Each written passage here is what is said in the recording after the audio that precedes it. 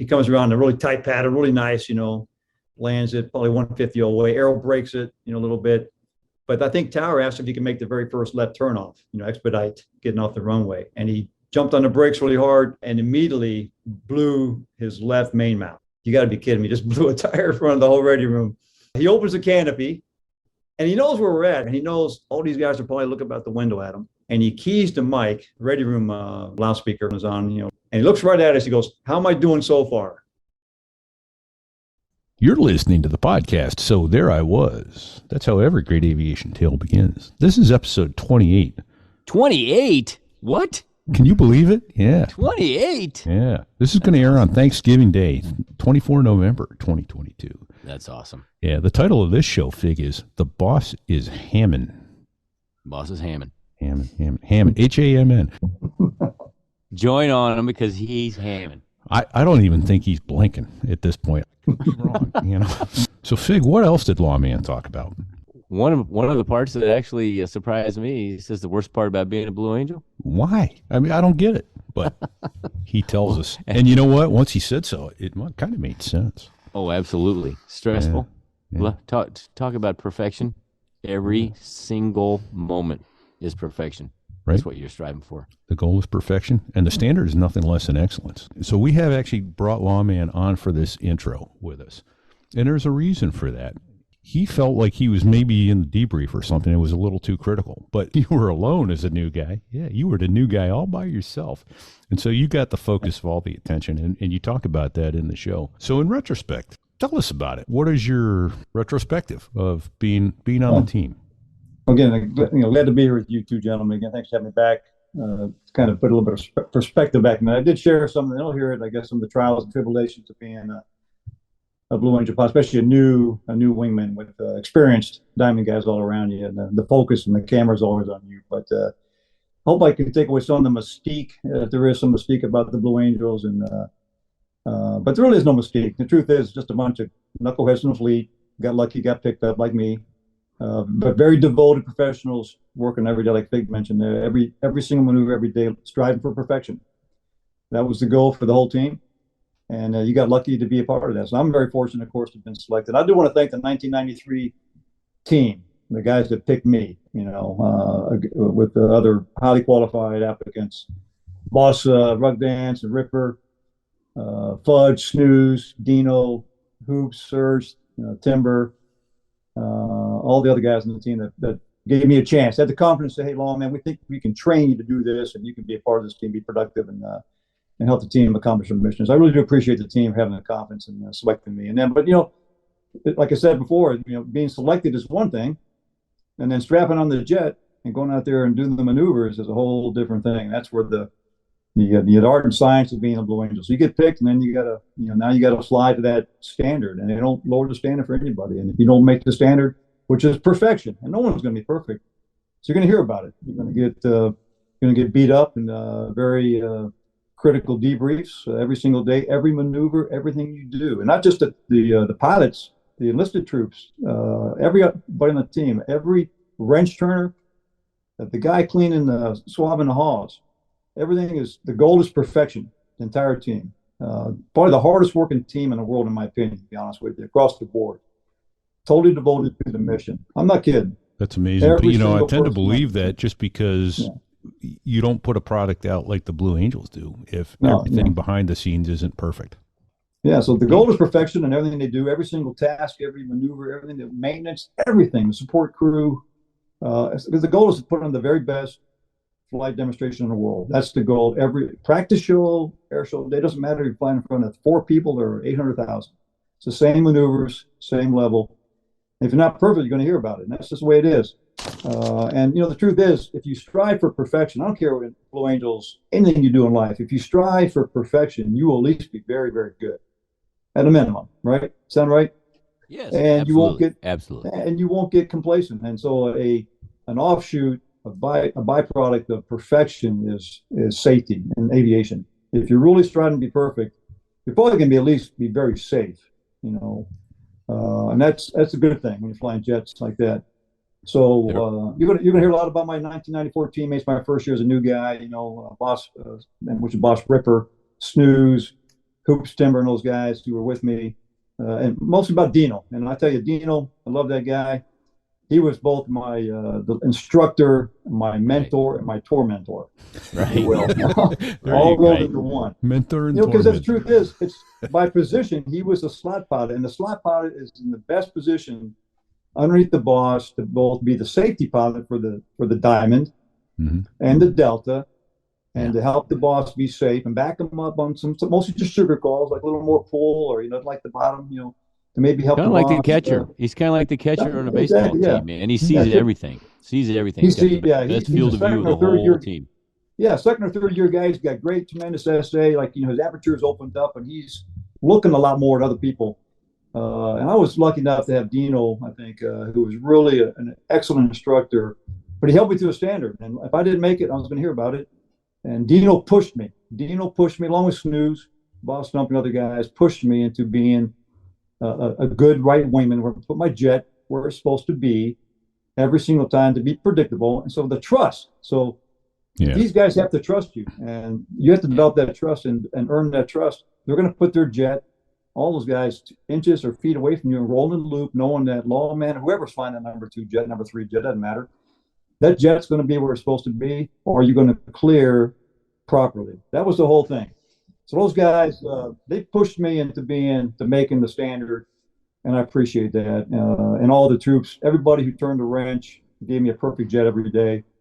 All the support crews, the Fat Albert guys, everybody in that team, admin, you name it, they all made me successful. Nobody cares about Ben Hancock. Nobody cares. I feel like I should be standing at attention right now. Right? No, I'm serious. Yeah. No, and the truth is, I tell people down later on, nobody cares who Ben Hancock was. I was the number 2, the right wingman, 1994, 1995. All they care about is I was a Blue Angel, and I did my job, hopefully, with the support of the team, put my jet where it's supposed to be. And then, I was fortunate to leave in good standing and become an X, and become the goal, become an Blue Angel. Yeah. There's a portion of the upcoming interview entitled "You Were a Spectator." Here you go. And I was. Whoops. The time I was. It's a great story. It's a great story. There you go. You guys can tell that one. I'll let it go with that if there's nothing else I can add. But I just do want to thank you guys for letting me kind of clarify that. It was hell for a while, but it was really a privilege to be even associated with those guys and what they do and the history of the team. Well, man, I think that comes through loud and clear in your interview, buddy. I mean, appreciate loud and it. clear. Yeah. Thanks very much. All right. Yeah. Ditto. And then I will mention that this show gets a little bit disjointed because we talk about some Blue Angel stuff and then we go back into some Fleet stuff. And there are 2 hours left with Lawman, this one and the next one. And the last hour with Lawman goes back into some Blues stuff again. That's because we recorded this over 2 different sessions, and it became impossible to keep pulling things out of the second session, put them into the first, and vice versa. That all being said and done, it is a little bit disjointed, so we move out of the Blues and we move into some Fleet stuff. There will be more Blues stuff to follow in our last hour with him. So I did want to say that, but one of the funny things he talks about goes back to this Fleet and his time at Willow Grove, and that's a segment called "How Am I Doing So Far?" And it's similar to the Blues. That's a great story. Yeah. That's a great story. In order to get into a reserve squadron, similar to the Blues, you have to rush it. You don't just get picked or get orders. You have to show up and be well-liked. Rush Chairman, damn glad to meet you. How am I doing so far? So, how am I doing so far? Yeah. It's a great interview. Yeah. You guys are going to enjoy it. Yeah, I hope you enjoy it half as much as we did because we're having a ball. With that being said, it's time to strap in. Make sure you're not sitting on the ejection hand. Don't sit on it. And enjoy show 28. So there I am. They say that I look pretty in my fitted red flight suit. They say I am a rock star, but the point is probably moot. 'Cause I'm sick of all the bullshit that kills the joy of flight. Most of all, I'm sick and fucking tired of looking right. I'm looking right, I'm always looking right. When I'm flying fucking fingertip, I'm always looking right. The crowd goes wild, the formation's tight. So I show up on my very first day. Now I'm allowed to wear the suit. So I actually can walk into the squadron with the Blue Angel flight suit. no staples in it, you know. Well, that was nice of them. Did you leave the house? Hey, did you leave the house with it on, or did you put it on when you got there? No, you leave the house. You put it on and drive to work that way. That's the way most. Yeah, that's it's way, just like wearing your bag. Yeah, same thing. You know, put your bag on when you typically leave house and go drive to work, right? Show up at the squad and go fly and work. Now, is that Nomex? Is that made out of Nomex? It was Nomex, yeah, but they cut it from the same bolt to cloth. So each year, each pilot gets 4 brand new flight suits cut from the same exact bolt to cloth, so the exact same hue. The attention to detail in the Blue Angels, even that is unbelievable. The attention to detail, the striving for perfection, everything they do. Then you use your last year's suits if you're an old guy for practice shows, and you only wear that flight suit once. You never wear the same flight suit 2 days in a row, never. And they're all dry cleaned. Okay, It's all taken care of, man. They really take care of business. So I show up day 1 Monday morning in the ready room, and it's a diamond brief because we're going to initially train 1 and 2, 3 and 4 fly together, 5 and 6, and then we'll put the diamond together, and then we'll put the delta together, and then we'll transit El Central, and then we'll do 2 a days. So initially, but it's a diamond brief. And Dino's running the brief essentially. He goes, all right, Lawman. He goes, welcome to the team. He goes, you asked for this job. You got it. We picked you, but now you got to perform. And so the very first thing they show me was archives of Blue Angels crashing. All different types of airplanes. They had every practice show, and every show has been videotaped or filmed over the years, over decades. Yes. I saw A4s, F-11s, Phantoms, Hornet mishaps. They showed me a lot of it for a reason, I think, and it made sense. This is what you make a big mistake with the Blue Angels. It can be catastrophic, especially with the ground or hitting each other. Yeah. Here are some of the things that guys have done, and not disparaging former Blue Angels or those who were killed, even, but here's what happens when you have a bad day with the balloons. You really have to be completely focused, tremendous concentration, and really be open to learning and critique and criticism and being honest with the debriefs and your mistakes, and then chipping away and just getting better and better. But a major mistake in the Blue Angels can be fatal. You know, in fact, at that time, up through when the Marine captain was killed in Smyrna, Tennessee, it's about a 10% fatality rate historically on the Blue Angels. So historically, since 1946, about 1 out of 10 have been killed, and about half of those have been solo pilots, other half diamond. So really, much worse, I think, if I got my numbers right, more fatal solo pilots than diamond guys, but about a 10%. So it's unforgiving. And if they might love you, but if you don't hack it, they'll love you. They'll try to make you successful, of course, but you'll fire you. And that's happened before too. I knew that happened to other guys. So my first morning wasn't about motivational stuff. It was mishap videos. This is what can happen to you if you don't have your shit together procedurally, and they're very strict about your procedures. And the last Marine, number 2, they showed me his crash video with boss. I won't say the last name, but it was a boss of one of the many admiral. He hit the boss on the fan brake about the 3rd week of winter training in El Centro, California. Ooh. And that's a tight maneuver, very tight. And number 2 sets it. And all you're flying on the fan brake is there's a cigarette stripe. There's a yellow stripe. If you look really closely at the leading edge extension on boss's right side of his airplane, on the blue paint, you'll see a yellow stripe about the size of a cigarette. And we call it a cigarette stripe. And as number 2, boss will be in his angle of bank for the fan, and you step up and you put that cigarette stripe in the crotch of his canopy bowl and canopy rail, and you hold that stripe, and then you step up and look at 1 inch to 1.5 inches of black canopy rail inside a boss's jet. So you put that cigarette stripe in the crotch of the canopy and about 1 inch of black canopy rail, and then you hold still and say, hey, Lawman. At that point, boss is what they call Hammond. I learned that for the first time when I learned the fan brake, and they go, what's Hammond? Hammond means he ain't moving nothing. So once Hammond, boss is Hammond, which means if he's Hammond, you should be Hammond. So that 3 and 4 can fly off of you, an echelon, right? Yeah. Yes. So they would say, it's that simple, Lawman. Just put the cigarette stripe there and hold still, goddammit, and don't move. So 3 and 4 can fly off of you. They're flying helmets, Yeah, because they're cracking the whip if there's any movement, right? Yeah. So they showed me this video of this previous Marine, who's a great guy, former Phantom Hornet guy, who was having a bad day, and he 3 and 4 could see it coming. Chase calls clear. You got to call clear. So if you're an echelon, you just don't bail out, save yourself, move your jet to get away from boss's jet or some other jet. You have to call clear, smoke off, and then you wait if you're in Delta or Diamond or Echelon, anybody on your wing, and you had to give them a chance to get their own piece of airspace. Everybody has a piece of airspace, no matter what we're doing, any maneuver that you own, and nobody else is vying for your piece of sky as you're still flying off of the boss. Boss is still your gyro. So Chase is clear. He's got to wait. He's supposed to wait for 4 to clear, 3 to clear. Then you move your jet. And if you have to, you eat some paint. They encourage you, hey, if you have to wait, eat some paint. So now, just for listeners, when they say you guys swap paint, you bump each other. Yeah, we did. Fairly often. I swapped. You try and avoid it. I did. I swapped paint twice. I kissed my boss twice my first year.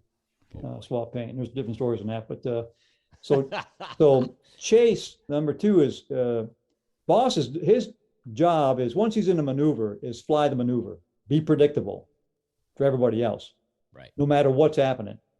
And boss is doing a great job. It's like walking through the park. He's getting hit by the number 2 jet. So number 2 comes out with wings. We call it wings. He's using aileron instinctively to get away from the boss's jet because you want to get away on the right side. So he puts some aileron in, which you would normally want to do to get away from the guy on your left side. But if you do that, your wing overlap is so great, you're going to hit him every time. So his left wingtip is hitting boss's right horizontal stabilator. And boss, if I get this right, boss's jet, he's holding still. So he's holding the number 2 jet in place. And when the number 2 jet starts to roll over the top of boss's jet with right stick and right rudder by the pilot in the 2 jet, and he sees the top of boss's jet, he pulls the handle and ejects. So he ejects. The airplane immediately, because the spring will pull up to almost negative 2 Gs. You let go of that stick, that spring force pulls the jet. It doesn't seek 1 G like a normal gray F-18 in the fleet. It'll almost negative 2 Gs. So the jet immediately clears the boss's jet and flies in the ground. Huge fireball. You hear the seat beacon going off. Knock it off, boss, knock it off. 3 knock it off, 4 knock it off. Because number 2's in a parachute. He can't call knock it off. And he lands and they pick him up and he's not hurt, thankfully. Probably a little beat up and they dust him off and brush him off and they do a debrief and all that. And they paint his name on a new number 2 jet. All right, don't do that again. Wow. I tell you what, if that had happened to me my 3rd week of winter training, I don't think I could have been successful either. And this guy, I think, I'm not disparaging him at all. Yeah, I haven't been there and struggled. That'll get your attention, I would think, at a minimum. He some self-doubt or just you start to flinch a little bit. And if you flinch in the Blue Angel, especially as a diamond pilot, you're allowed to flinch once or twice maybe, where you flinch in the other jets without being predictable and making the proper clear and getting other guys a chance to get away from your jet. If you do that more than twice, maybe even a big flinch once, you're done. I can't trust you anymore, or they can't trust me, and you got to go away. Yeah. And they love you, but it makes sense, right? A lot of trust. So they cut him loose and brought back a Navy pilot to fly that jet for the rest of the year. And so the point being is that I'm the first Marine back in the Diamond now, because Thumper went 7.65, narrator, a Posen solo, lead solo. And Thumper was a maniac, man. He was I think he broke a lot of jets, put it that way. He broke a lot of blue jets with G's and hitting runway lights and stuff. Thumper was even for Blue Angel, Thumper was super aggressive. But he was a great solo pilot, but he was a solo pilot, 7.65. Then they hired me. So I'm the first Marine back in the Diamond. And they go, and it was kind of that Navy Marine Corps, good nature, but somewhat, not so good natured all the time. I love those guys. Yeah, you squids. Hey, okay, Lawman, here's the thing. So day one, they go, let's see if you have what it takes. If you had the balls to be a diamond pilot. Because the last Marine couldn't hack it. That's what Oh, shit. They threw the gauntlet, right? Yeah, they did. All right, Lawman, let's see if you have what it takes. So I go, man, here we go. Shit, this is a great start. And then Dino's drinking a cup of coffee. He goes, the kind of concentration you need to be a Blue Angel pilot it's like metal bending focus, move an object with your brain kind of stuff. Then he lays his spoon on the table. He goes, all right, oh man, I want you to move that spoon with your brain, with your mind. I go, what? He goes, move that spoon. So of course the spoon's not moving. He goes, God damn it, we'll work on that. but he goes, he said, the point I'm making is it takes tremendous focus. And if you make a mistake, you got to flush it, put it behind you, and move on. Because we have another maneuver, then another maneuver. You can't dwell. We'll talk about it afterwards. He goes, let me ask you this, Lawman. He goes, he said, you know what the the worst thing about being a Blue Angel is? And I got the boss and 3 and 4 looking at me. I don't know. I said, being on the road, I mean, you're on the road a lot? Because you're on the road about 310 days a year as a Blue Angel, roughly. Yeah, he goes, no, it's easy. We live in nice hotels. We get nice rental cars or courtesy cars, getting taken well care of. He goes, that's not, it's predictable. You're not on the ship. You're not in a tent. It's a pretty easy life. He goes, it's not it. I go, what? He goes, it's the flying. I go, what? He goes, yeah, you have no idea what you signed up for. You're going to find out starting today just how difficult mentally and physically this flying is. He goes, that's the hardest part about this job is the flying. I'm thinking, shit. All right.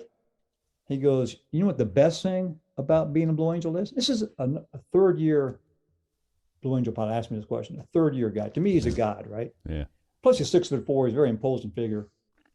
I remember that guy. Yeah, Dino. Yeah, man. He's a great guy, but he could be imposing as a new guy, right? So what was the best thing? He said, and I said, I'm guessing, meeting people, going on the road. He goes, oh, that's all great stuff. He goes, Lawman. He goes, no, the best thing about being a Blue Angel, and he wasn't kidding. He goes, is being an ex-Blue Angel. I go, what? He goes, your goal starting today is to survive your time on this team, these 2 years, not kill yourself, not kill a squadron mate, not kill a spectator. Don't embarrass the Navy, the Marine Corps, or the Blue Angels, or your community, and walk away in 2 years in good standing, having put your jet where it's supposed to be every day, and be an ex-Blue Angel, and come to briefs and debriefs, as an old guy with gray hair and a plate full of brownies, to the new team. Yeah. That's right. Your goal. I go, wow. Anyways, that was my intro.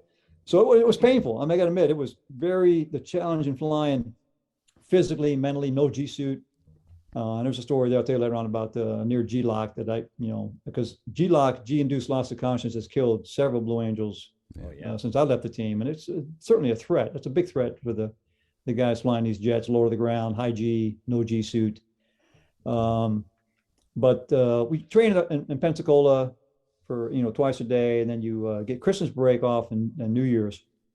And then you transit to El Central as a 6-plane Delta. You've trained a few times. And so you look decent. You kind of look like the Blue Angels, hopefully, going from Pensacola to El Central, landing somewhere in between. If you don't, and I guess and sometimes maybe, if you don't look like a 6-plane Delta, just taking off and landing, coming in for the overhead, pitch up break, 6-plane, or turnout, you don't transit as a Delta. So that's the goal is to transit with all 6 jets and look like the Blue Angels when you come and go out of airfields. Not some ragtag bunch of guys, looking like shit coming in for the overhead or something, Same day, same way. Yeah. So you got, that was the goal, was to make the 6-plane transit and look good, to don't embarrass the Blue Angels. So we get to El Central. Then you fly twice a day, 6 days a week. And then it was Groundhog Day. You get an SOP. You read about the maneuvers, and then the slot pilot as a new guy will take the sticks and brief you with sticks on maneuvers. Then you go out and try it, and you fail miserably, and you do stupid, wacky shit. Wow. And hope that you get better every day. And there's one I'll tell you about if you get a minute. That's a kind of a funny story about it as a new guy. Yeah. So I'm the only new guy in the Diamond, 1994. The boss is second year boss. 3 is the second year 3. 4 is the third year guy. 3, 4, 4. So I'm the weak link. And they always told the camera, he always followed Lawman, follow his jet if we're doing any maneuvers. On the walk down, they followed me up the ladder, up, everything was on me. I'm the new knucklehead. I can't even find the gear handle. We got in formation on the runway in Diamond set. Off breaks now. You're in Diamond down the runway. You're looking at the tip of the LAL 7, the missile launcher, on boss's right wing, putting on the hubcap of boss's right nose gear tire on the center axle point. And that's your whole world. The tip of the missile launcher rail on that center hubcap, all the way down the runway. There's no hand signals. We're going flying. Boss starts to fly. You just rotate with him and slide into the Diamond set. And as soon as number 4 feels weight off wheels, he'll call gear. And all 4 jets simultaneously gear up and flaps up. And they put a little extender switch on the flaps so you can do it simultaneously. Otherwise, you have a different configuration. Sure. And if you are half a heartbeat behind the boss on that gear and flaps, you're out of position. You can't stay in position. Right. I couldn't find the goddamn gear handle at first. Because I had no there somewhere. I had no muscle memory. I go, where's the guy? Because you can't look. You cannot. You're in a Diamond set. You're already 3 feet from this other jet. try not to move, and the slot pilot calls gear, and you have to reach with your blindly and get the gear and flaps up. And I was like, I missed it by half a heartbeat. And so they're giving me shit about that. I'm clearing immediately. I can't even do the damn takeoff. And at one point, after a few days of this, some smart ass Navy pilot brings a tie pin, like those aluminum tie pins, like you would bake a pie in. Yeah. Big circular pie tin with a ruler taped to it with duct tape. He goes, "Hey, Lawman, we're going to send this to Nav Air, the engineers, and have them engineer you a landing gear handle that looks like this big. So you got to find the goddamn gear handle on takeoff." Holy shit. So I was, I had no muscle memory in the jet. So one of the first days we're there, they brief in El Centro, we're going to do the afterburner loop on takeoff. The diamond burner loop on takeoff. But Lawman, you're not qualified to do this. So Boss and I, Dino saying this, Boss and I and Snooze will fly the burner loop on takeoff. You'll taxi out with us. Our 3 jets will take the runway. I'll fly the right wing in the little V, they call it. Without the diamond, they go little V. And you watch us do the takeoff. And when we roll down the runway, you line up and wait on the runway, same runway. And when you see us coming down over the top on the loop, vertical nose down, pointed, we'll be right in front of you, vertical nose down, pointing at the runway. You start your takeoff roll in full burner, because we're going to accelerate out in front of you at about 400 knots on the end of this loop. And then we're going to turn off to the left, come back right, smoke off, and then maneuver's over, and then you can join. Okay, that's the plan. So we taxi out. Boss and 3 and 4 take the runway. Dino takes my position on the right wing, and I'm watching these guys. The newbie, and I hear the comm, burner loop on takeoff. Snooze, Dino, off brakes now. Burners ready now. And down the runway they go full afterburners. And the burners, when you have both burners on, you liberate the smoke that super heats the oil, smoke oil, so there's no smoke and burner. Down the runway they go, 3 jets and huge afterburners, making a lot of noise. And they rotate and they go up, and they look like, the Blue Angels. Like, oh my God, that's the goddamn Blue Angels. I was mesmerized. I was a spectator going, holy shit. That is cool as hell. Oh yeah. I'm sitting in the blue jet watching these 3 other guys do the afterburner loop on takeoff, which no other team in the world did. Nobody did that. Varsity maneuver on takeoff. Down to a 200-foot AGL bottom, is the goal typically. And they look like the Blue Angels. Like these guys are show ready, I'm going, holy shit. So I get on the runway and I'm mesmerized watching them. And I forget to start my takeoff. Oh shit. They're like way out in front of me now. I go, oh man. So I go full afterburner, of course, on a clean F-18. Now I'm a Harrier A4 kind of guy, subsonic, transonic, single engine kind of guy. I'm in a clean F-18 and full blower, trying to catch these 3 jets with like dots now out in front of me, like, tiny little jets. Yeah. I rotate gear up, flaps up, and I bore sight them. I'm like pointing at these guys, pure pursuit. And I had no idea how slow they are at the end of this maneuver on the clear. And Boss starts coming back right, smokes off. And these 3 jets go from little jets to big jets. I look at my HUD, airspeed. I'm doing 600 knots plus indicator. I'm like, I'm almost supersonic. I'm like 0.9. Holy shit. Idle, boards. There's no nozzles, I'm like, oh my God. And they're turning into me now. I'm on the right side, and Boss is turning into me. And they're in diamond set. And I roll and pull 7.5 G limber to pull all I can get out of this jet, squat the jet on the inside. I'm not going to make it. I'm not going to hack the turn on the right side. So what do you do in the fleet? They told you from day one in T-34s, any formation flying, you can't hack the run. Underrun. Yeah. Underrun. It's been beat into you for years. So I do what I've been trained to do for years. Do the right thing, level my wings, and fly below the formation and underrun. I call Lawman's underrunning. You would have thought I shot the Boss with a missile. It's this extreme, knock it off. Boss, knock it off. Lawman, knock it off. Snooze, knock it off. Dino, knock it off. I'm going, why are we knocking it off? And then Dino's yelling at me again. I go, Lawman, there's no such thing as an underrun in the Blue Angels. It doesn't exist. In our vernacular, you won't find that word anywhere. And the rest of the people, what the fuck are you doing? You can't hack the turn. You just go the fuck away. Get away from us. I go, what? There's no underrun in the Blue Angels? Yeah. So I got my ass chewed that day too. There's no, you either hack the turn in your piece of airspace. Yeah. Or you go away. You just magically disappear, and boss doesn't see you until you can join in the proper position. Right. So I got, oh man, so I'm already way behind the power curve. That's kind of my intro to the Blue Angels, was just trying to hang on, learn, chip away every day, improve somewhat, and not get fired. So. That is awesome. You did it. Yeah, you did. You survived and thrived. So one thing I want to ask you, Lawman, you talked about it in kind of a side thing. What are the debriefs like? Wow. Okay, that's a great question. We've all been through some hard debriefs. I mean, right? Anybody's been to MOTS, or if you've flown a red flag, you've seen the Air Force come in.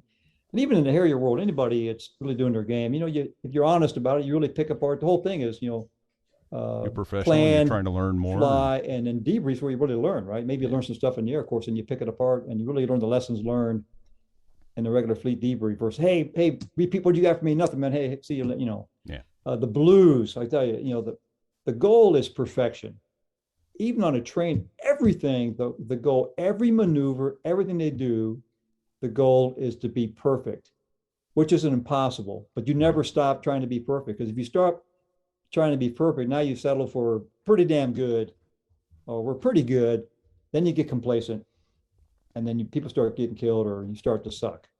Right. And I heard that one thing about the debrief, I must have heard 10,000 times my first few months in debrief. Lawman, you suck. That was probably the most common theme I heard. Was, Lawman, you suck. Now I didn't know because I had nobody else to compare it to, but I learned that everybody sucks early on. But because I was the only guy sucking, there's no other number 3 with me to suffer with me and take some of the heat. It was just me. It was always, if anybody's out of position, it must have been Lawman. But so the debriefs are critical. And the one thing you learn about the debriefs is be honest and confess your sins. And they expect that. You cannot improve in life, no matter what you're doing, any endeavor, if you don't have any self-awareness that you can get better, or you should get better, or you've made mistakes. And so at the end of we land, we do the maintenance debrief, you walk in and you have a few minutes to collect your thoughts and take some notes. And first thing you do is you refly the entire sword in your mind and you write down any mistake you made. They call them safeties. Yeah. And then the debrief starts with a general and safe, and it's always with boss first. And boss generally says how he felt about the demonstration flight, whether it's practice or an air show in generally, how it went well or not so well, whatever his perception of that. And then safeties. And if he's got a safety or two, he'll say, I'll take a safety for this, I'll take a safety for that. And that's any procedural error, or even keying the wrong mic, which is a big deal. You keyed the wrong mic, 1 or 2, it's a big deal, depending on who owns the flight line and who's making calls for maneuvers. So every little thing is a safety, and you should confess your sins. And as a new guy, you don't learn, you learn some, hey, that's a mistake, Lawman, that's a safety. Okay, got that. So the debrief, you say you fly an air show, a 40-minute air show, and the average debrief, I would say, would be 1.5 hours to 2 hours. Nitpicky. Take the video, and the camera never lies. Right. And the squadron flight surgeon, from the ground perspective, is trained during winter training from day one, because they figure doctors are smart and they're very observant, and they don't have another job on the ground while the guys are flying. Nobody's needs immediate medical care right now, typically. So the team flight surgeon's job is to learn to critique the ground from the center point perspective, from the crowd perspective. What does it look like from the spectators? So they get very, very good, very sharp eye. They learn from watching, hours and hours of debriefs and videos about what this maneuver should look like and who's out of position.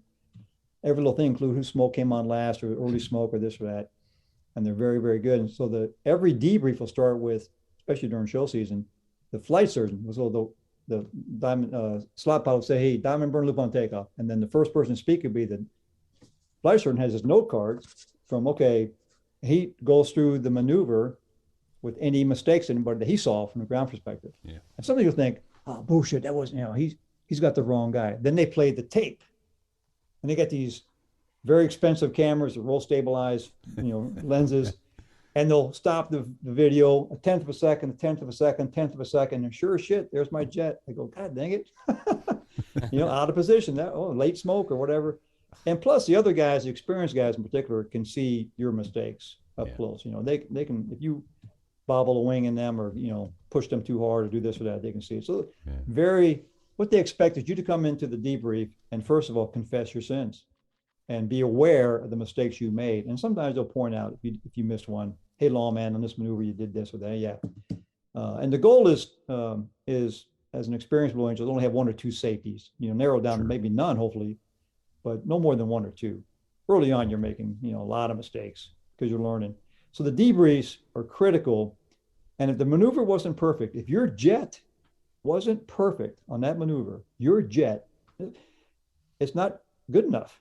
And you're going to hear about it. Yeah. And they always tell you not to take it personal. Especially as a new guy, it's hard because you're getting beat up a lot because you suck. You're never in position or hardly. And you think, oh, mine must be the worst balloons they ever hired. God, my God, please God, let me get through another day. Yeah. Help me out here, and you hear that quite a bit, but if you have the right attitude about just persevering, okay, I'm open to criticism, take notes, study it, and look for trends in particular. I keep doing this thing, so I got to stop doing that. And every brief, every pilot has to, in front of the entire team who's in there for that brief, has to state a specific goal for that flight.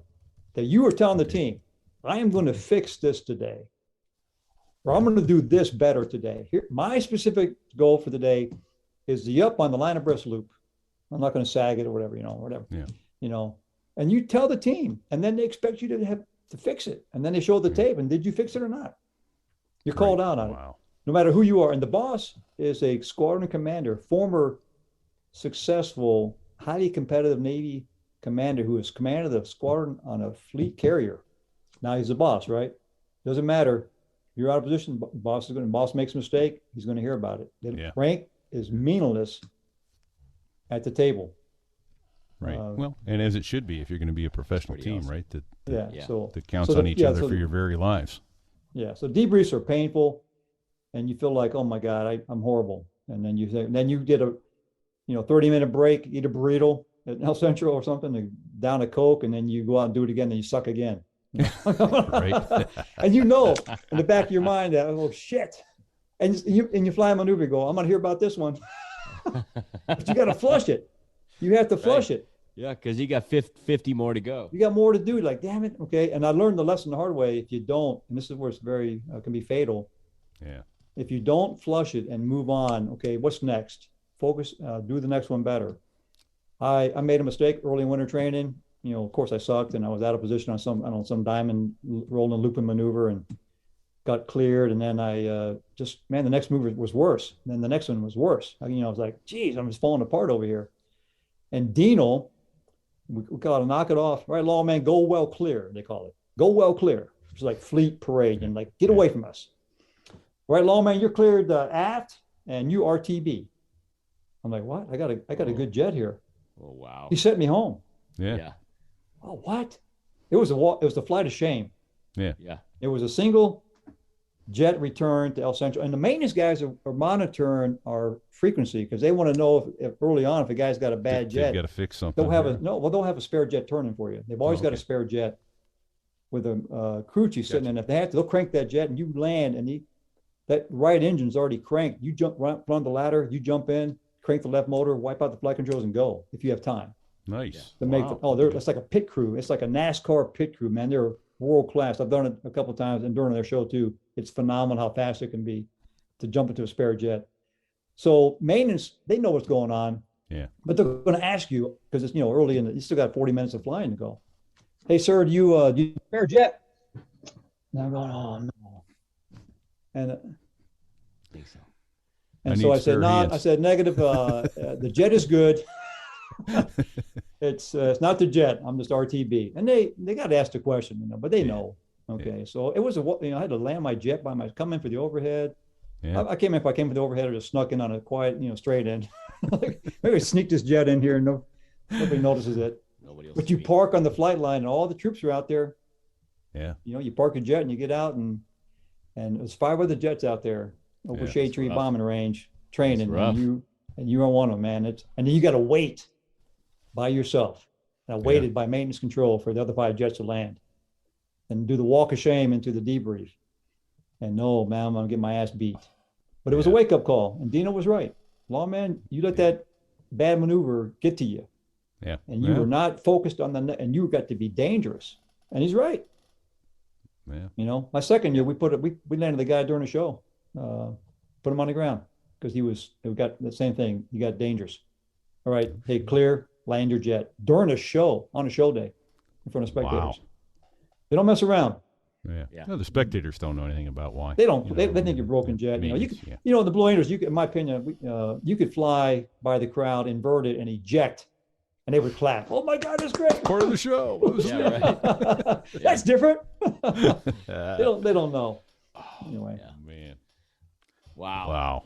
I got a ton of questions about the show. You know, how do you wind up in the same spot? Yeah. Over the airfield at the same time, those sorts of things. I can ask those questions. I can tell you about how the geometry works out in the overhead photographs, and then again, if you want to, we can talk some more funny stories about swapping paint and things like that. Love to have you back. And you got to ask me about at one point. Ask me about the walk down and marching as a Marine. That's a good story there too. So, absolutely. There's some other ones out there that are kind of funny. Did you have to teach those squids how to march? The walk down when we land the jets and you do the walk down where 6 picks up 5, 4, 3, and they pick up the Boston, and then you march, and then you squadron halt, hand salute, and then the show's over. The walk down is choreographed, same as walking through the jets. The walk down is huge, and the show's not over to the handshake.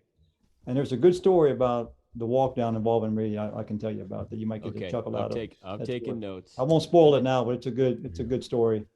I have a question, not regarding that, but it was from an earlier story you were telling about Westpac. Your CO at the time, and I don't remember who it was. I don't know if you said, was it Venom?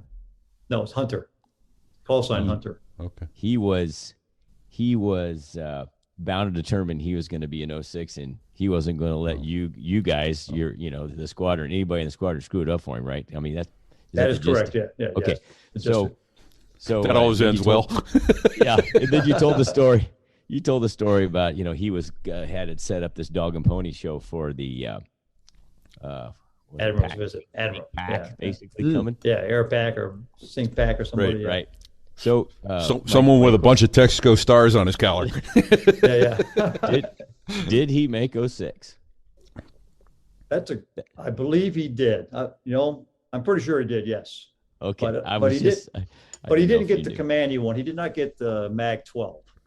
So okay, that's I remember that. Yeah, that didn't work out. Another story about he really got mad at me. Well, he was mad already. I went from the A team to the B team, but if you guys been to Westpac, so sure, we took our jets over 20 jets back in the day, VMA 331 all day attacks, transpacked all the way over there, which is painful if you've done that. Oh yeah. Long time 1G, piddle packs, I learned you want to be in the KC-10. You want to be the NATOPS safety observer in the KC-10 with the Air Force guys eating burritos in the microwave and walking to the bathroom, using the lavatory, laying out and stretching out, and watching guys get gas for hours on end. Yeah.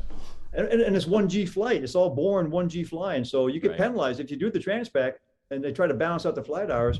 You're not getting all the tactical sorties now for a while because you bagged how many hours of 1G just getting the jet to Japan. So 20 hours to get there. How's the old story go? Is the hairy guy pulls up next to the KC-10, but usually you're in trail a little bit. Guy pulls up even with the flight deck and goes, "Hey guys, watch this." It does an aileron roll and goes, "What do you think that? Pretty cool." KC-10 guy goes, "Oh yeah, watch this." About a minute and a half later, he goes, "What'd you think of that?" He goes, "I didn't see anything. We're just flying along straight and level." He goes, "Yeah, I went up and went back. I took a piss, got a cup of coffee and a donut, and now I'm back in my seat." because you can, yeah. Yeah. I used to blow, You're stuck in the cockpit where you can't even stretch your legs out. I would do tricks like blow my G suit up, every once in a while, like almost would explode just to massage your legs, Yeah. And you're pinned in a piddle pack. Now, if you're wearing, especially, remember the old anti-exposure suits? Oh God, The poopy suits. They're like, if you do any scuba diving, they're like dry suits, and they're miserable. Yeah, big zippers back. If you're crossing the Atlantic on a cold day, you're wearing an anti-exposure suit, or you should be. Yeah, right. For otherwise you're not going to survive any time in the water. But unless you were really well blessed at birth, really well endowed, good luck sitting in an ejection seat getting through all that gear, G suit, flight suit, poopy suit, undergarments. Nomex underwear, long Nomex, skivvies. And then pulling that thing out and peeing into a plastic bag. And of course, the zippers didn't line up. Remember? No. Yeah. So the poopy suit was horizontal zipper. Of course, our flight suit and the vertical suit liner were vertical zippers. So you're vertical, you're horizontal. Something was going to get chafed. Oh yeah. I mean, The smartest guy I ever knew, and I can't recall who it was. He was brilliant. Before we started getting the British, remember the British had anti-exposure suits, but they had the really nice, flexible, soft the wrist rubber, seals and neck really seals. nice rubber. Really nice. Where in the Marine Corps or Navy stuff would cut you. It was really that white, thick rubber that would cut into your neck and your wrist. Yeah. The smartest guy I ever knew, he would, when we had to wear, like even in Cherry Point, flying over the whiskey areas in the wintertime, remember if the temperature, certain temperature, and you had any chance of water entry, significant chance of water entry, you had to wear a poopy suit. He would just pretend to put one on. He only had the wrist seals and the neck seal, no suit. He would pull this, he'd cut them off. So he would pull the neck seal over his head and put the wrist seals on his wrists, like wristbands, and no suit to be comfortable. He was willing to risk it, but the rest of us are, suffering and sweating like a pig in these suits, and this guy's out there with just the wrist seals on anyway. But one more story about that. So crossing the pond one time with Nightmare. You all know Nightmare. Yep. And you ought to get him on sometime, maybe too. Oh yeah. We were a 4-ship. Actually 3. We lost a jet in Turkey on the way back with 3 jets, all the way from Balıkesir, Turkey, all the way to Cherry Point through road to Spain. Out of Spain, crossing the Atlantic with KC-10s, 1 KC-10, 3 jets. Satchmo, Satchmo was leading it. Yeah. And Nightmare and I are on one wing, so we got gas. And then the tanker punched into the clouds, went IMC out of nowhere. Just IMC. Thank you. Yep. And we tried that. We were, way back about a mile and a half, lollygagging. And we saw Satchmo join up on the wing. And then the tanker and Satchmo went IMC, which means into the clouds, halfway across the Atlantic Ocean. And I think, well, if Nightmare confesses that he's lost sight, then I will say, hey, Lawman's lost sight of the tanker. But Nightmare never said a word. So I just we both went IMC into the clouds, and I maintained an air-to-air. You remember the yardstick, air-to-air TACAN? Yep. I maintained about a 0.4 DME from the tanker. Nightmare's over there somewhere, beam me. Oh my gosh. And we're thinking, okay, now, if we get to the point where we're getting close to the next refueling point, then I'll confess, hey, magic, whatever, over here on the right wing, I've lost sight of the tanker. We never said a word for like 30 minutes. I was sweating the whole time thinking, I hope when we break out that. Anyway, so that was Nightmare, and I crossed an Atlantic one time, lost sight on the tanker and did not confess. But we broke out and got back and got gas. But we're getting ready to bring all our 20 jets back from Westpac in 89. So VMA 542 was going to take our place. So 20 jets got across back to Cherry Point. And, maintenance is working hard to get all the jets prepped for the Transpac. But the skipper said every pilot in the squadron gets one more good deal cross country somewhere, Korea, down to Kadena, maybe Okinawa, or whatever. Yeah. Okay. Yeah. But the garden spot, of course, was QB Point. Right. The Philippines. That was the real playground. So just don't look in the monkey's eyes. That's right. There you go. Yeah. Smitty was our maintenance officer, and he talked to skipper and letting Smitty take a section down to the Philippines. So the very last ever VMA 331 boondog to the PI, and he took me as his wingman. So skipper said, you guys can go to the Philippines. There's a Friday, Saturday, Sunday, but be back Sunday night. We have Monday and Tuesday to prep the jets, and we're transpacking back. So Smitty and I, we fly all the way to Kadena, and then you would fly like almost 1,000 miles from Kadena, down to the Philippines, across the water. We got there Friday night, had a great time. Saturday, Sunday morning, it's raining. We're supposed to go back to Iwakuni, section go. So Smitty had briefs a section go. We had drop tanks, so over 11,000 pounds of gas, 8,000 foot wet runway, cob the power down the runway, and right at rotation, I got a fire light. Oh boy. So I call, hey, I I said, hey, Keaton Mike said, hey, Lawman's got a firelight. And somebody looked at him like, you got to be kidding me. What? And it was no kidding. I got to stay at QB point. Sorry, guys. Yeah, sorry, yeah. And he disappeared in the goo because it was about 300-400 overcast. So he went IMC. I nosed over and stayed VMC. I didn't want to go into the goo with a firelight. Somebody's wing with a firelight. And for people that haven't flown there is a crap ton of high terrain within 2 or 3 miles. I mean, it's right there. Terrain, yeah. So I nosed over, stayed VMC below, stayed dirty, and in the air, your nozzle zapped, right? Yeah. For a firelight, and try to land conventionally. So I'm turning downwind over the bay, Subic Bay, over Navy ships, and I'm dumping all the gas I can. Remember, you can dump it down to about 2,800 pounds of gas in the area. I want to get as light as possible. I'm looking for secondaries. You just wanted to help the Navy clean their ships.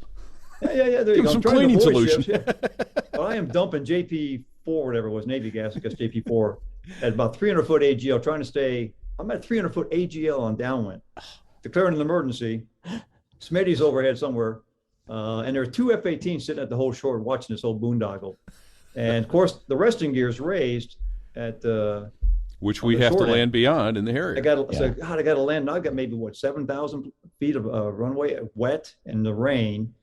I'm dumping gas. I don't see any secondaries, which doesn't mean you don't have a fire, of course.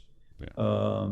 But I'm dumping gas, and all that billowing looks like smoke behind my jet. Oh, yes, the tower says they see smoke, right? So tower sees, we see smoke behind your airplane. Go, God dang it, I must be on fire. I'm on fire. But and so I land. I did like a degree and a half of glide slope, land the jet, went to power nozzle braking, which puts the nozzles forward, and you come back up on the power, if you recall. Right. Because there's no drag chute, no tail chute. And the airline equivalent of reverse thrust. Shitty brakes, Yeah. And I go to power nozzle brake, and all that thrust is throwing all that water now forward of the jet, and the jet's enveloped in a huge wall of water. Crash fire rescue standing by, and I stopped the jet with like 200 feet to go. I mean, literally, almost in the overrun, and the jet is steaming because of all the water off the all the nozzles. hot parts and water all over it. Oh, that's hilarious. So these guys, they think it's on fire. They think I'm on fire. Yeah. They're getting ready to hose the jet down. I get out, stop, yell. They don't hose the jet down. We clear off the runway. Bottom line, Smitty lands. We go back inside. He calls the skipper back in Iwakuni. Say, hey, sir, wanted to tell you we're not going to make it back today. Lawman had a firelight on takeoff. Bullshit, he had a firelight. You guys are trying to milk another day or two in the Philippines. He did not believe it. He said, put Lawman on the phone. Puts me on the phone. He said, what did you see? I said, firelight. He goes, what? I said, F-I-R-E, big red firelight. Had it all the way around till I shut the airplane down. Hey, Skipper, look behind you. The Admiral's there for his brief. Yeah. Click. So, yeah. Skipper was pissed. Yeah, he wants that jet back. They send a maintenance crew down, of course, on a Air Force jet. Yeah. And those guys, and they hooked up power to it. And I was praying, please God, because they were under orders. The gunnery sergeant said, I got to call the skipper as soon as I put power in the jet and tell him whether there's a firelight or not. That's my first task, to confirm there's a firelight. And they put power in the jet, and thank you God, there was a firelight. Whew. But they told me, these Marines worked with me. They said, sir, if there had not been a firelight, we would have made you a firelight. We would have we would have cut something. Yeah, look to at give there. You a firelight. Look at that. There's a firelight. They would have taken care of me. Yeah. So I was not. Marines. Yeah, man. I tell you what. So we got. Well, that goes back to again, his attitude was, you guys don't screw it up for me. I want to make a next rank, and the only way to get ahead, as you both are Marine officers know, just take care of your Marines. Yeah. They'll take care of you. That'll take care of itself. When you start telling people, hey, you help me, you push me up from below, and that's your duty, it ain't going to end well. No, it's not. Yeah. And there was, when I was flying A4s in Willow Grove a few years later, I think the funniest firelight story I ever heard was, it was an airline guy, and I don't know what airline it was, but he was actually with the Boston guys, South Weymouth A4 mics. Yeah. And they shut those guys down. So some of those guys came down and joined our unit at Willow Grove, Pennsylvania. Some good guys. Yep. But they had this tape that they played occasionally. Was Lefty one of those guys? Were you there with Lefty there? Lefty was not there when I was there. Okay. We got Jazz came down and joined us. Yep. He was a Harrier guy before. He was a Harrier guy. He's the one that blew his tire. Yes. Blew a tire. Tell that story real quick too when you get to it. Okay. Okay, yeah. And then Baja, great guy. Got to play football at Notre Dame national championship. Played with Joe Montana. Great guy. A good guy. Went to the majors. Yeah, good guy. So they had this tape from air traffic control from, I believe it was Kingsville or Beeville, Texas, training command, Navy training command, and this Marine student, I think in a T2 Buckeye, and he comes in for the, I can't recall the call sign, but you can hear him on tape, and he's really cool, because you wouldn't really sound cool on the radios, right? So, hey, this is, hey, Kingsville Tires is, I'm throwing it out there, gun train 22, 5 miles for the overhead. All right, gun train 22, call the numbers. Then here you go. Gun train 22 is the numbers, really cool, collected, and then you cleared the brake, left brake. So he brakes. And the next call you hear on downwind is this shrill, sounds like a little girl screaming, this is Kudwa. This is Kudwa. I'm on fire. I'm on fire. And there's a pause. And then the Navy pilot, instructor, another jet in the pattern goes, Kudwa, you're on fire. Do you have any secondaries? And he goes, Kudwa says, secondaries, how about smoking flames in the goddamn cockpit? And he pulls down and jumps out of it. So he actually was on fire in the cockpit. He got out. But, so Jazz. So Bobby Kudwa was a good shit. I worked for him at Fourth Mall for a while. But, oh, you know him? Okay, I know him well. He's actually, not to bring it down, Bobby Kudwa is the one that told me I was a widower. He's the one that told me that Shay had died. So, yeah. You're kidding me. Yeah, no, he was my What CEO. did you do that? Are you serious? Yeah. No, I'm dead serious. Yeah, I was working for him at Fourth Mall. He's the one that told me what had happened. So yeah, well, I'm sorry to hear that. Yeah, thanks. All right. Back to positive stuff. That was 27 years ago, and we're good. Yeah. Well, on the reserves, you have to rush a unit. You don't. Headquarters Marine Corps do not assign you typically, unless you're an active duty guy. The one active duty guy maybe, but everybody else, you apply to the reserves, and you kind of get to know the guys if you're a current pilot, and they vote. In the end, the ready room votes. You want this guy, Joe Smith or not? Smitty or thumbs up or thumbs down. Yeah. That's the way it works, at least in the Marine Corps reserves. Yeah. And so you had to rush, and so they were shutting down the 8-4 mics in Boston, and those guys needed one of the flying jobs. So some of those guys are coming. Hey, nearest place is Willow Grove, Pennsylvania. So they make some phone calls and asked for some sponsors, and I knew a couple of those guys. And Jazz had been the very first Marine lieutenant to jump out of a Harrier. It wasn't his fault. He had that flap impingement. So he got out, survived the Harrier ejection, and was flying A4s and flying for Major. Good guy, really good guy. I could vouch for him. So I said, hey, other guys knew him. Come on down. So they still had jets at Boston. So I'm going to bring an A4 mic down the next drill weekend. So he planned on it. We knew he was coming in. He called 10 miles out for the overhead. Came in, for a shit hot, 500 knot break, everybody's looking out the window at him, watching how this guy flies, and he comes around a really tight pattern, really nice, lands it probably 150 away, aero brakes it, a little bit. But I think Tower asked if he could make the very first left turnoff, expedite getting off the runway. And he did that, jumped on the brakes really hard, came left, and immediately blew his left main mount, and he stops. So he clears the runway. He's on his taxi. We're all looking at him, and we all watched the jet start to tilt left, slowly. It rolls down on one wing almost, and he opens the canopy and looks at it, and you can see that. I'm like, oh my God, you got to be kidding me. Just blew a tire in front of the whole ready room, And he opens the canopy, and he knows where we're at. He looks up at the hangar, and he knows all these guys are probably looking out the window at him in the ready room on the second deck, and he keys the mic, which is ready room microphone is on, loudspeaker, and he looks right at us. He goes, "How am I doing so far?" That's all he said. And it was probably the best thing he could have said, because he got in. We voted him in, and he's the first airline guy I ever heard use the term in the reserves about, "Don't push me. I quit once." Yeah. And I'll quit again.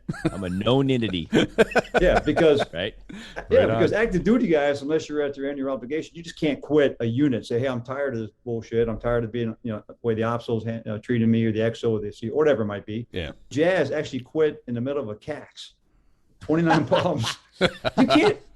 Marines can't quit It sucks in 29 pounds, right? You can't just pack your stuff. Say, I'm tired of this. Yeah. I'm out of here. Probably Catch the the next bus. suckiest exercise in the Marine Corps. Oh yeah, you're in a tent. You're in a tent city, whether It's hot, it's it's summertime nasty. or it's wintertime. He quit in the middle of a CAX. Let me tell you, he'd been put on the ODO multiple days in a row, and I don't know what was going on, but somebody was just kind of giving him more duty than he thought was fair, and it probably was accurate, and not flying as much as he should. All these reserve guys, they're all airline guys.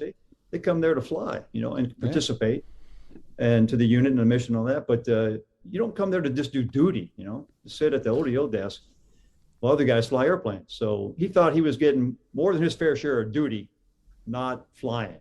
So he told the officer, whoever it was, hey, don't give me ODO tomorrow or I'm out of here. Next schedule comes out, there's his name on the schedule.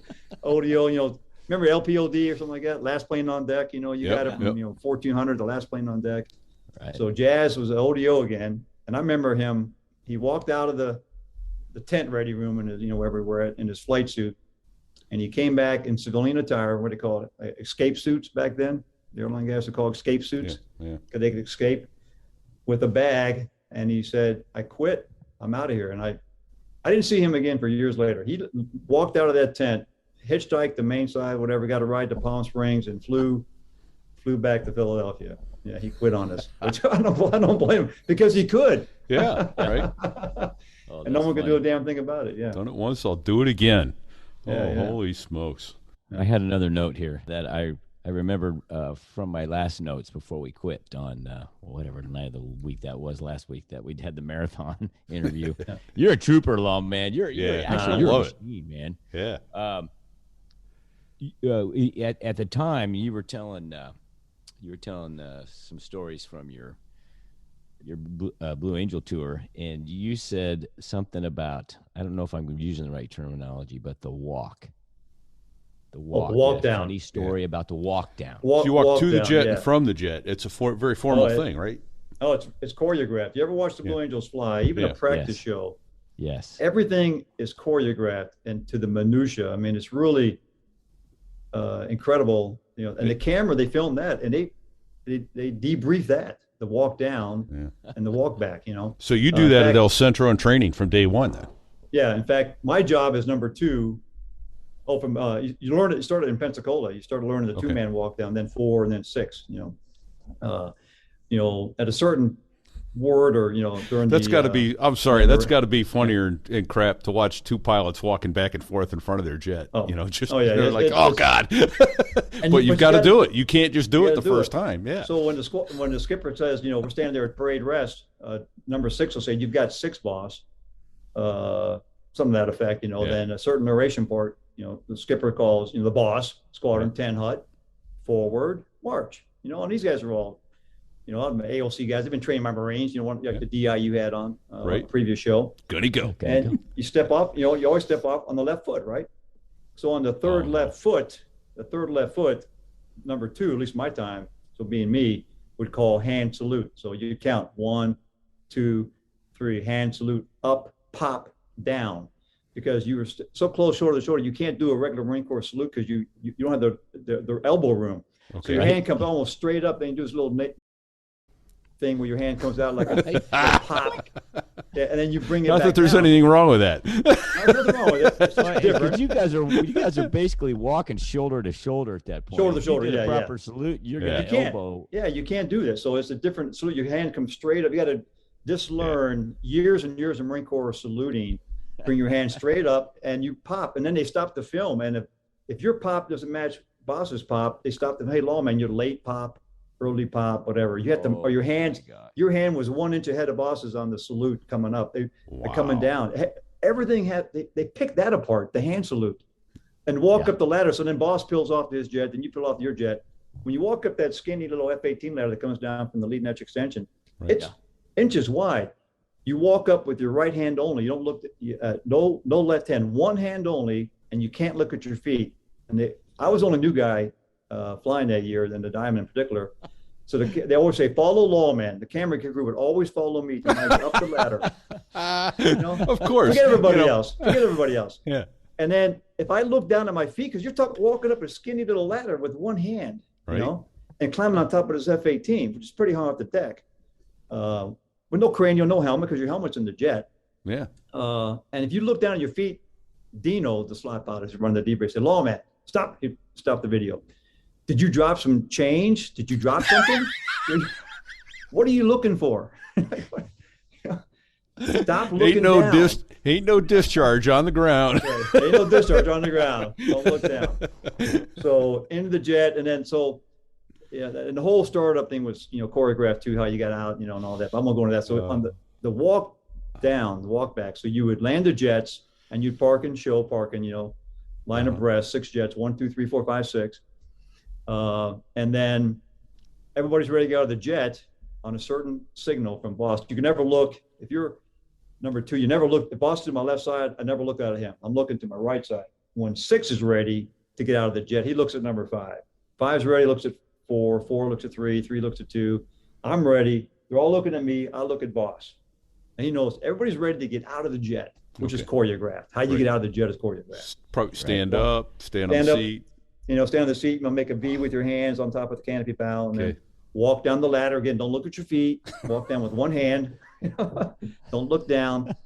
And then walk and stand in front of your jet, in front of your and you have 2 crew chiefs standing there. So you're at the nose of the jet is in your back, and you have 2 crew chiefs standing there with you at parade rest. You shake their hand and stand at parade rest. Then you wait, and a certain part of the narration, number 6 calls his crew 10 hut. He steps off and starts marching towards the number 5 jet, and he picks up number 5. And so a few feet away from number 5, he starts calling in left on the left foot, because you don't look at the guy coming at you. You look straight ahead at the crowd. You never look. You just listen. And then you step off and step with that pilot on the left foot as he's calling it. Yeah. Okay. And then 5 calls it for 4, 4 calls it for 3, 3 calls it for me, left. So I'm listening. I hear them coming. There's 4 guys coming at me. And I can kind of see them peripherally. I know you're not eyeballing them. You can't eyeball them. Don't turn your head. You eyeball. Right. Don't eyeball the area. You eyeballing them, Lawman. And I could hear snooze calling in left, only loud enough for us to hear. The crowd can't hear that. So no one's hearing this except for us. Left. I would step. I'd tap my toes. Okay. Tap my toes ever so slightly. Yeah. I would step off either left or right, depending on whichever parked. Yeah. And step with these guys. And then I would call out left foot for the boss and would stop and hand salute and all that. So occasionally I hear left, I'd step out on the left foot. I could tell immediately I'm not in step with these guys. When you're marching shoulder to shoulder with guys and you're not in step, it's obvious. Yeah. You're like Gomer Pyle, I'm like goofy, like trying, the clown with the big clown feet. You're like, what the hell? Trying to do a change step, and we're so close to boss that I start calling the left on my foot, which is the wrong foot, and Dino's yelling at me, Lawman, shut up, or Snooze yelling, Lawman, shut up. And then Dino or Snooze would pick up and call left for the boss. And then the boss would come out and be in step with other Navy guys. And the only guy out of step was the Marine. No. I'm going, oh my the only God. guy in step was the Marines. The squids were out of step, Lawman. That's right. So, you get to that part of the debrief, which of course is the end of the show, even for practice show, and they would stop say, Lawman, we thought if anybody can march well, it would be the Marine. You guys are known for precision drill and marching. What the hell is wrong with you? Can't you come out on the proper foot? I'm like, focus, stay focused, and listen for that left foot and step out and step with the rest of us. Okay, I'm working on it. I'm taking notes. And then, weeks would go by or a month or two, and I'd be in step the whole time. Then other time I'd come back out again. I'm out of step. I'm like, what the hell? And they would play the video and go, Lawman, what the hell is wrong with you? The Marine can't march. This went on for the entire first year. Just every once in a while, I would come out on the wrong foot. And I was thinking, racking my brain, thinking, what can I do? How can I fix this? How can I not come out on the wrong foot?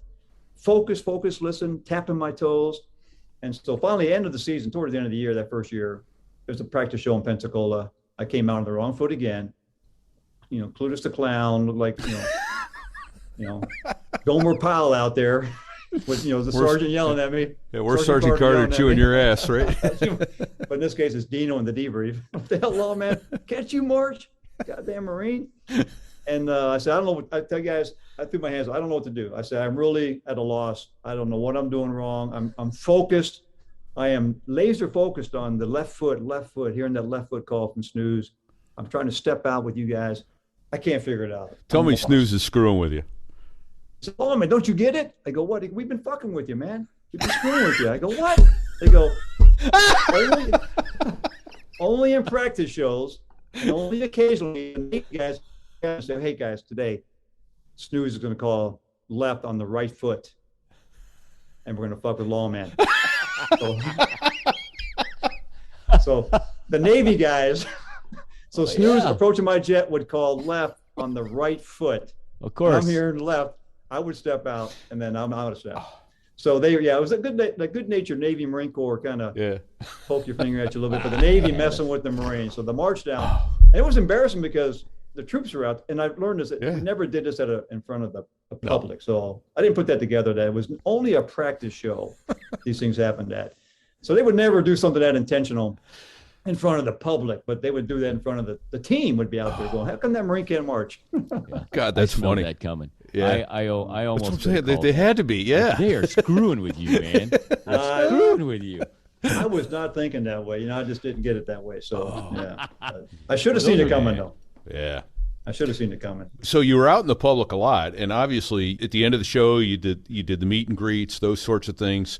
There's a lot of pressure there to be solid all the time.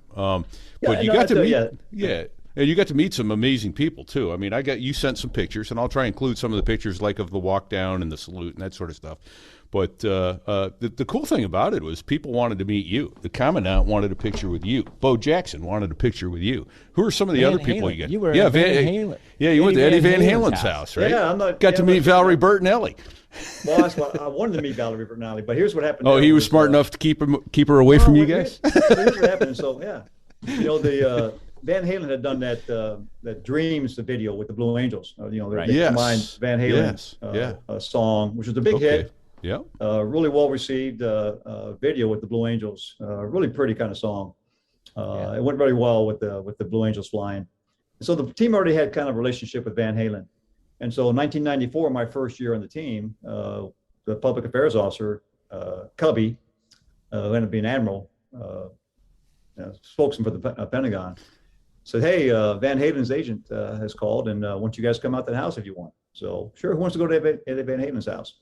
So nice. I was a fan of Van Halen. I mean, it's pretty cool. Eddie Van Halen, those guys are obviously very famous. Yeah. Good rock and roll stars. Yeah. Oh man, greatest guitar ever, probably, maybe, arguably. And but I also had a crush on Valerie Bertinelli. Right on. Yeah. Back in the day, from her TV show. Man. Yeah, man. Yes. This is 1994, so she was still fairly young. A little smoke show.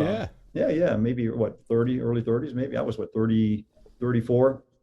So I go, I want to meet Eddie, but I want to meet Valerie. So his agent picks us up in some van or something like that, and we drive to this of course big gated mansion, and down this long driveway, and 180 out, approaching us, leaving the mansion, was Valerie Bertinelli in this Lamborghini SUV with, I believe it's Wolfgang, the son, only child they had, in the back seat. And I'm like waving and yelling, she goes 180 out. So I got within like 8 feet of her, and she was gone. And maybe she didn't want to hang out with Van Halen and a bunch of Blue Angel. A bunch of degenerate Navy pilots, naval aviators. So we went to, we hung out with Eddie and the guys. You saw that picture. All four of them were there, the whole band, and it was pretty nice. We basically just shot the shit with these guys and sat in, I believe it was like a converted room that he had converted into a studio on his property. So we basically hung out at this recording studio that Eddie and the guys used there on the property. And they were really laid back. Eddie was very quiet. He was probably the quietest of the four. Interesting. And I got to admit, being a former state trooper, they gave us a walk. We could walk around and take a look at everything. They had refrigerators and stuff. Hey, help yourselves. Were you looking for evidence, Lawman? I was looking for paraphernalia, drugs. Yeah. Famous, I couldn't find even a marijuana seed. These guys were clean. I'm not kidding you. They had nothing. They told us they had sobered up, that they had spent gobs and do these shows that make a ton of money, and then a lot of it would be gone on booze, drugs, women, whatever during the day. and they had sobered up. They had families, and they were trying to get their act together. But not a beer. All those refrigerators, sodas and water. Like not even a can of beer in this place. Nice. I mean, these guys really were clean and sober at that time, and great guys to hang out with. We offered them all an F-18 ride. Hey, come out and fly with us. Put you in the back seat of an F-18, take you up for a ride. All four of them declined it. Said nope, not interested. So wow. Did not. They loved doing the music, like the video and all that. We're thinking about maybe doing another video with the team, but did not want to fly in the jet. I'd go for one today. I'd go in a heartbeat. Yeah. So anyways, that was a kind of a fun visit. We got Jay Leno. We went to his show. Nice. Got to hang out with him behind stage, backstage. Yeah. You get invited to people's homes. You're treated like a celebrity and a rock star for about 2 years. Unless you're doing a 3-year tour. Yeah. Then you go back to being Joe Blow, the rag man, nobody. Right. Back to the fleet.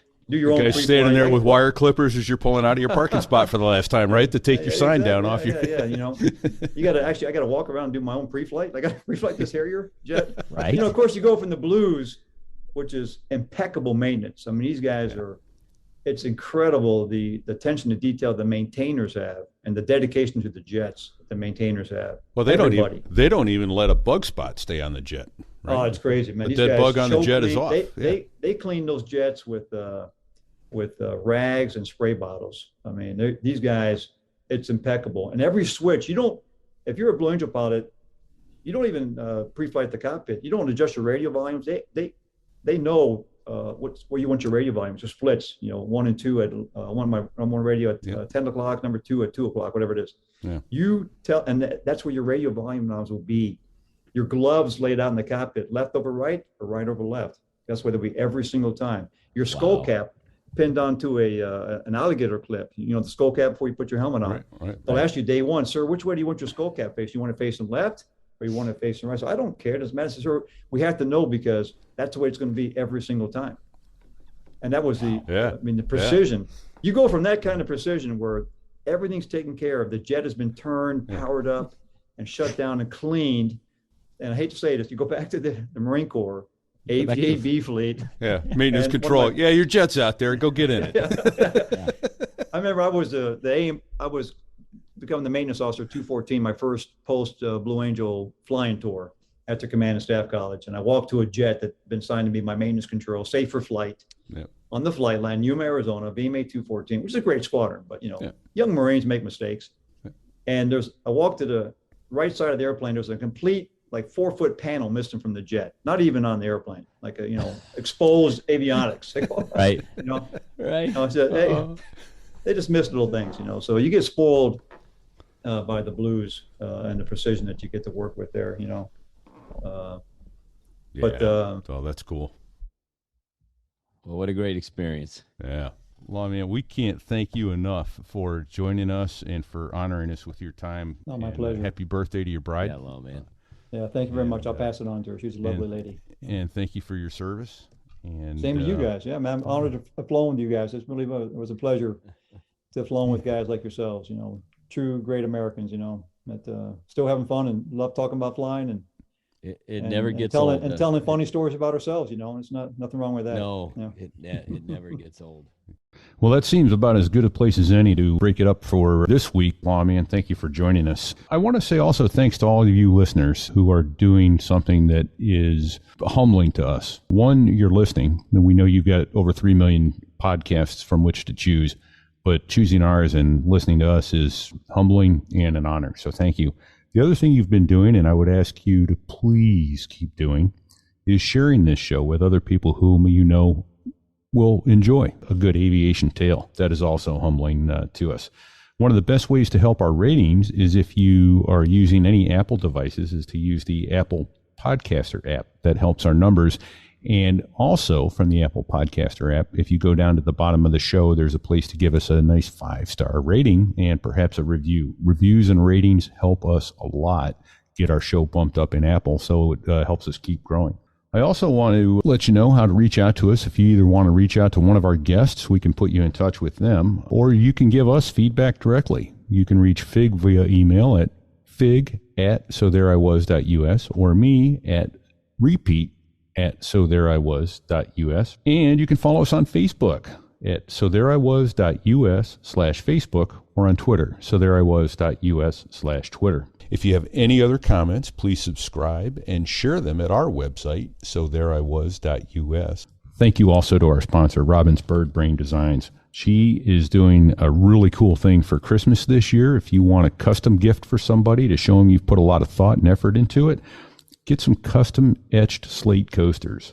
You can get your squadron logo on a call sign or some aircraft instruments and a tail number, anything along those lines. Work with Robin at Robin's Bird Brain Designs to get a custom gift done just for you and that person that you want to show that you've spent a lot of time and thought on getting them something special. You can see the link to Robin's Bird Brain Designs on our sponsors page, sothereiwas.us, and then there's a link right at the top for sponsors.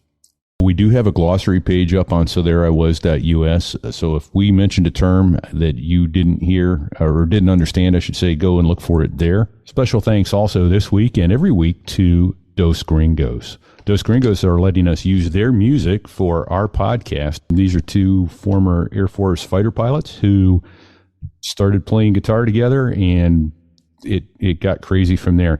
Look forward to having them on the show here in the very near future. So let me take this opportunity to thank Dave Hamilton over at the Mac Geek Gab podcast, found at macgeekgab.com, for all his support and technical expertise in helping us put this show together. And until next week, everyone, stay safe and check six.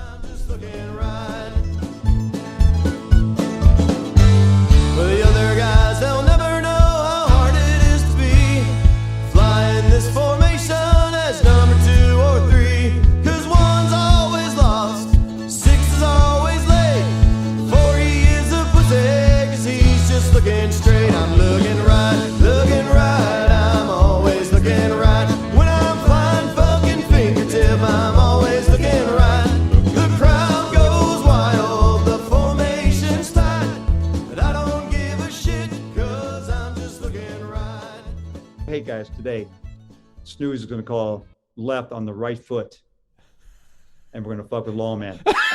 So,